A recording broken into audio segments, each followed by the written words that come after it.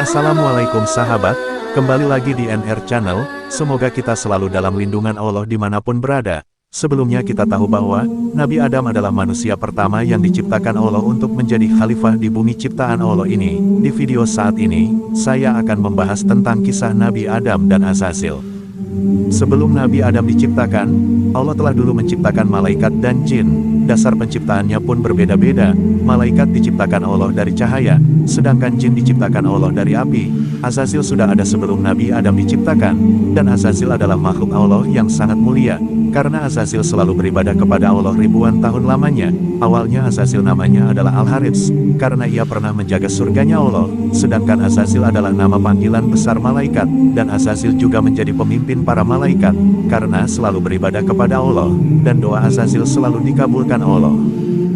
Suatu hari para malaikat melihat tertulis di dinding surganya Allah, bahwa sebagai ketetapan Allah, Lauhul Mahfud, karena kesombongan dan keangkuhan, seorang yang dekat dengan Allah atau muqarrabin akan mendapat laknat.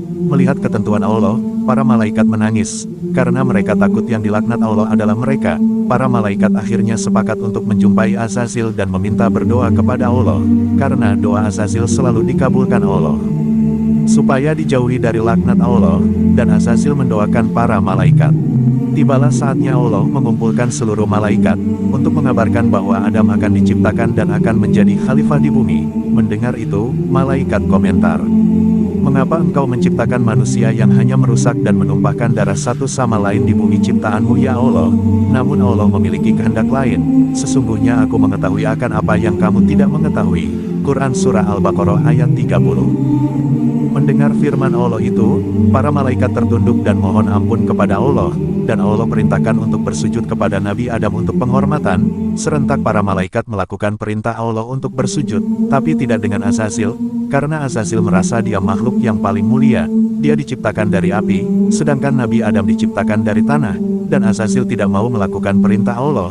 Ini tercantum di Quran Surah Al-A'raf ayat 11, karena kesombongannya Azazil, Allah melaknatnya dan bukan dengan nama Azazil lagi, melainkan dengan nama Iblis. Allah mengusirnya dari surga dan melaknatnya sebagai penghuni neraka, dan Iblis masih memohon kepada Allah supaya ditangguhkan untuk kematiannya sampai hari kebangkitan, supaya bisa menggoda Nabi Adam dan manusia keturunannya dari jalan yang lurus, agar masuk bersamanya ke neraka nanti. Dari kejadian ini para malaikat sadar yang dilaknat Allah dalam ketentuannya adalah Azazil.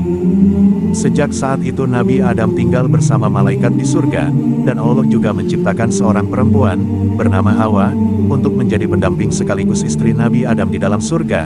Dan Allah berfirman kepada Nabi Adam, ini tercantum dalam Al-Quran Surah Al-A'raf ayat 19, "Wahai Adam, tinggallah engkau bersama istrimu di dalam surga, dan makanlah apa yang kamu sukai, tapi jangan kalian mendekati pohon yang satu ini. Apabila kalian dekati, kalian termasuk orang yang zalim." Di situ Iblis mulai mengatur siasat untuk menggoda keduanya, supaya mereka melanggar apa yang Allah larangkan kepada mereka. Iblis ingin Nabi Adam dan istrinya sama seperti dia, diusir oleh Allah dari surganya. Iblis tidak ada bosan-bosannya untuk menggoda Nabi Adam dan Hawa supaya mendekati pohon yang dilarang oleh Allah itu. Dan akhirnya Adam dan Hawa tergoda akan bujuk rayunya Iblis dan melanggar apa yang Allah perintahkan ke mereka, hingga akhirnya Adam dan Hawa menyesali apa yang telah dilakukannya, dan memohon ampun dan bertaubat kepada Allah. Allah berfirman kepada mereka, "Turunlah kamu ke bumi. Kamu akan saling bermusuhan satu sama lain. Bumi adalah tempatmu dan kesenanganmu, sampai waktu yang telah ditentukan." Dari hadis Nabi Adam memiliki tinggi badan 60 hasta atau sekitar 27 meter lebih, dan Adam hidup di dunia selama 930 tahun. Nabi Adam dan istri hidup di bumi dengan kasih sayang yang sempurna, dan Nabi Adam memiliki anak dilahirkan secara kembar setiap bayi laki-laki, dan kembar setiap bayi perempuannya. Akhirnya Nabi Adam memiliki anak 40 orang. Setelah anak Nabi Adam dewasa, Nabi Adam menikahkan anak-anaknya dengan yang tidak sekembar dengannya. Tidak sampai di sana, sesuai dengan minta Iblis kepada Allah akan menggoda dan menyesatkan Nabi Adam dan keturunannya hingga hari akhir. Di saat Nabi Adam akan menikahkan anaknya, Nabi Adam mendapat petunjuk dari Allah untuk menikahkan Kabil dengan Hubudah adik Habil, dan Habil menikah dengan Iklimah adik Kabil. Namun Kabil menolak keputusan Nabi Adam, karena menurutnya jodohnya tidak secantik jodohnya Habil. Di sini iblis terus menggoda keturunan Nabi Adam ini, karena dirasuki rasa benci dan cemburu. Kabil akhirnya membunuh Habil, dan inilah pembunuhan pertama manusia di bumi. Dan akhirnya Kabil melarikan diri bersama saudaranya. Iblis berhasil lagi untuk melakukan aksinya sebagai pembuat sesat dari keturunan anak cucu Nabi Adam hingga hari kebangkitan tiba. Jadi kita manusia harus senantiasa terus mendekatkan diri kepada Allah Subhanahu wa Ta'ala, agar terhindar dari godaan iblis yang menyesatkan, karena iblis adalah musuh nyata untuk kita umat manusia. Nabi Adam adalah manusia pertama yang Allah ciptakan dan menjadi khalifah pertama di bumi. Allah menciptakan Nabi Adam dengan akal dan pikiran sehingga Nabi Adam adalah sebaiknya makhluk. Nabi Adam ini adalah Nabi yang memiliki dan menerima sangat banyak ilmu pengetahuan dan juga bermanfaat. Dan Nabi Adam juga tahu nama benda dan makhluk hidup yang ada di bumi. Dari ilmu pengetahuan yang dimiliki Nabi Adam, itu adalah bekal untuk keperluan hidupnya di bumi bersama Siti Hawa.